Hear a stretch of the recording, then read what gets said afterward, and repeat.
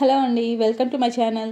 ఈరోజు ఈ వీడియోలో 2025 సంవత్సరంలో వసంత నవరాత్రులు ఎప్పటి నుంచి స్టార్ట్ అయ్యి ఎప్పటికి ముగుస్తాయి, అలాగే కలశ స్థాపన చేయాలనుకుంటే ఏ సమయంలో చేయాలి, పూజ లేదా కలశ స్థాపన స్టార్ట్ చేయడానికి మంచి ముహూర్తం ఏంటి, అలాగే ఈ 9 రోజుల్లో ఏ ఏ అలంకారాల్లో అమ్మవారు మనకి దర్శనమిస్తారు, ఇవన్నీ కూడా ఈ వీడియోలో తెలుసుకుందామండి.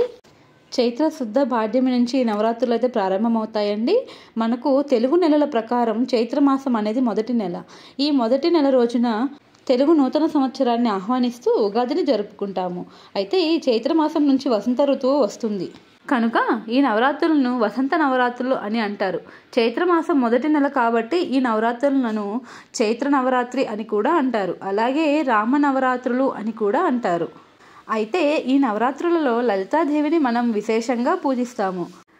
మనకి సంవత్సరంలో 4 నవరాత్రులు వస్తాయి. అయితే తెలుగు నెల ప్రకారం మొదట వచ్చే ఈ చైత్ర నవరాత్రులని మనం లలితాదేవి నవరాత్రులుగా జరుపుకుంటాము. ఈ అమ్మవారికి లలిత మహా త్రిపుర సుందరి అమ్మవారిగా ముఖ్యంగా కుంకుమ పూజతో అయితే ఈ నవరాత్రుల్లో అమ్మవారిని పూజిస్తాము. అయితే ఈ 2025 సంవత్సరంలో నవరాత్రులు ఎప్పుడు స్టార్ట్ అవుతాయంటే చైత్రశుద్ధ పాడ్యమి నుంచి నవమి వరకు, అంటే మార్చి 30వ తారీఖున ఆదివారం నుంచి మొదలవుతున్నాయి.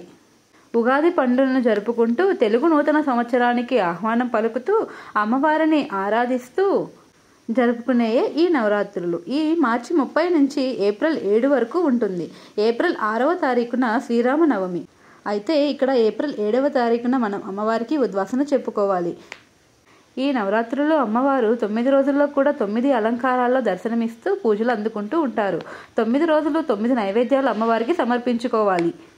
అయితే ఇప్పుడు మనము ఈ 9 రోజుల్లో అమ్మవారు ఏ రోజు ఏ అమ్మవారిగా దర్శనమిస్తారనే దాని గురించి తెలుసుకుందాము.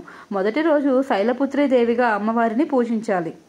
రెండవ రోజు బ్రహ్మచారిగా, మూడవ రోజు చంద్రఘంటా దేవిగా, 4వ రోజు కూష్మాండ దేవిగా, 5వ రోజు స్కంద మాతగా, 6వ రోజు కాత్యాయని దేవిగా, 7వ రోజు కాళరాత్రిగా, 8వ రోజు దుర్గాదేవిగా, 9వ రోజు సిద్ధరాత్రిగా మనం ఈ విధంగా అమ్మవారిని 9 రోజులు కూడా 9 అలంకారాల్లో విశేషంగా పూజలు అందుకుంటూ ఉంటారు. అయితే అమ్మవారిని లలితా రూపంలో ఆరాధించవచ్చు, లేదంటే దుర్గాదేవిగా కూడా ఆరాధించవచ్చు.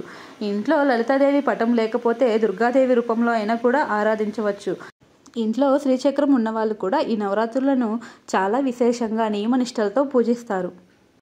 కలశం పెట్టుకునే ఆనవాయితీ ఉండి ఈ 9 రోజులు నియమాలు పాటిస్తూ చేసుకునే వాళ్ళు మాత్రమే కలశ స్థాపన చేసుకోవాలి. ఎందుకంటే కలశ స్థాపన పెట్టుకున్నప్పుడు కొన్ని నియమాలు అయితే పాటించాలి.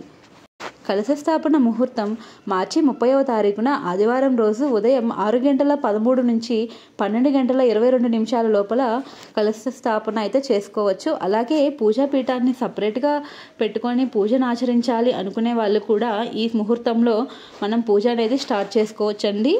ప్రతి ఒక్కరి ఇళ్లలో లలితాదేవి రూపంలో ఉన్న లలితాదేవి పటం అయితే ఉంటే చాలా మంచిదండి. ఈ లలితాదేవి త్రిశక్తి స్వరూపిణిగా విశేషంగా పూజలు అందుకుంటూ ఉంటారు. ఆనవాయితీతో పని లేకుండా అందరూ కూడా ఈ నవరాత్రులు చేసుకోవాలి. అలాగే ఈ నవరాత్రుల్లో కుంకుమ పూజ చేసుకోవటం చాలా విశేషమండి. ఈ వీడియోలో నవరాత్రులు ఎప్పటి నుంచి స్టార్ట్ అవుతాయి, ఎప్పటికీ ముగుస్తాయి అన్న దాని గురించి తెలియజేశాను. అలాగే 9 రోజులు కూడా అమ్మవారిని ఏ అలంకారాలతో పూజించాలనేది చెప్పానండి. నెక్స్ట్ వీడియోలో మనము ఈ 9 రోజులు కూడా అమ్మవారికి ఎలాంటి నైవేద్యం సమర్పించాలి, ఏ ఏ రంగు చీరలు కట్టుకొని అమ్మవారిని పూజించాలి, అలాగే అమ్మవారికి ఇష్టమైన రంగులు ఏమిటి, ఇవన్నీ కూడా నెక్స్ట్ వీడియోలో తెలుసుకుందాము. మీకు కనుక ఈ వీడియో నచ్చినట్లయితే లైక్ చేయడం మాత్రం మర్చిపోవద్దు. అలాగే ఛానల్ని ఫస్ట్ టైం చూసినట్లయితే సబ్స్క్రైబ్ చేసుకోండి.